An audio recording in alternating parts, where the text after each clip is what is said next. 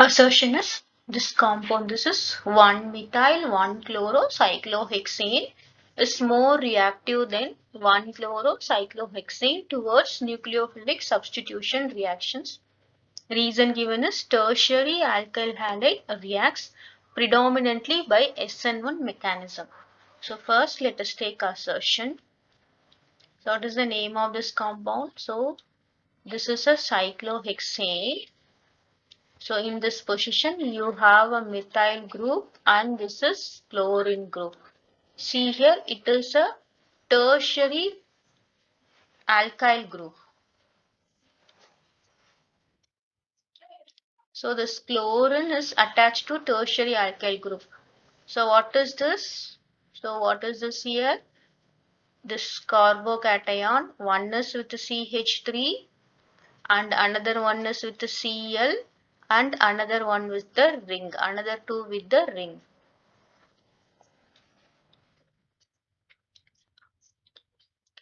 So this is a tertiary, this chlorine is attached to the tertiary.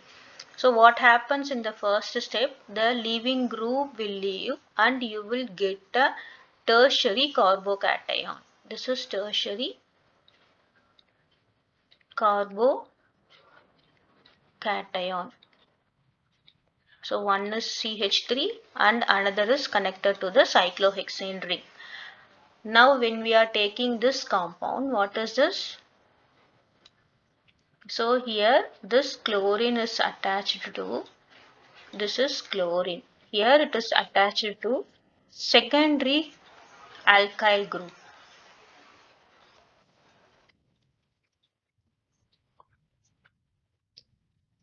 So what is the structure here? This carbon, one is chlorine, one is hydrogen and another two with the cyclohexane. This is cyclohexane ring.